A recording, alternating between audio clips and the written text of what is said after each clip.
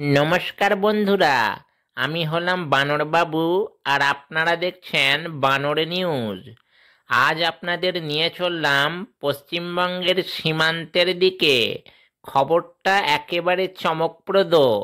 Voter লিস্টে নাকি হঠাৎ করে হুড়মুড় করে নাম বাড়ছে। চলুন দেখি আসল ঘটনাটা কি।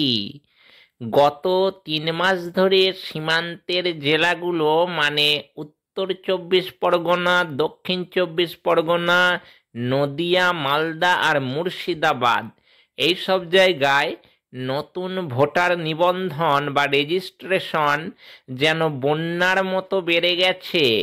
আগে যেখানে গড়ে এক এক আসনে 100-200 নতুন নাম উঠত, এখন সেখানে নাকি প্রায় 900, মানে 9 গুণ বেশি। ভাবুন অবস্থা। মানুষের কি কি সন্দেহ হচ্ছে এখন? সাধারণ মানুষ ভাবছে এত হঠাৎ নাম বাড়ছে কেন।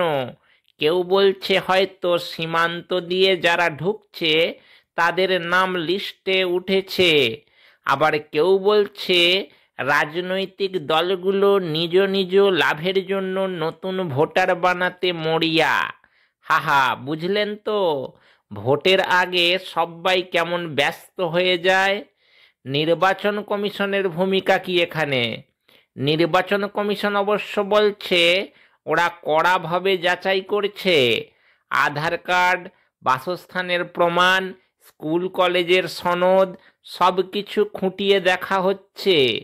কিন্তু দাদা, প্রশ্ন হচ্ছে, এই বিপুল সংখ্যক ফর্ম 6 আবেদন কি সত্যি খাঁটি ভোটারের, নাকি অন্য কোনো খেলা চলছে?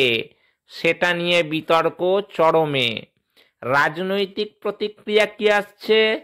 শাসক দল বলছে এ তো সাধারণ মানুষের গণতান্ত্রিক অধিকার, যত বেশি লোক ভোটে অংশ নেবে তত ভালো।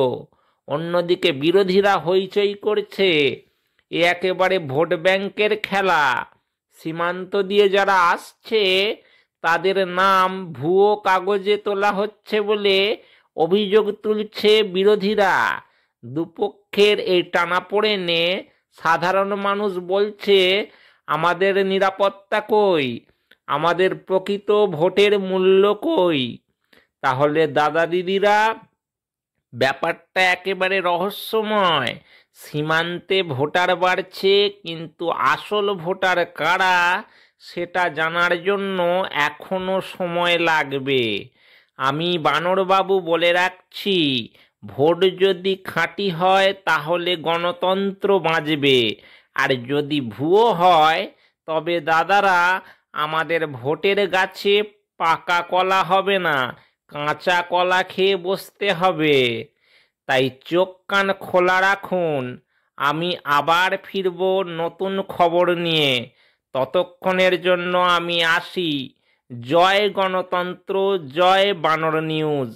চলুন তাহলে, আজকের মতো টাটা, বাই বাই।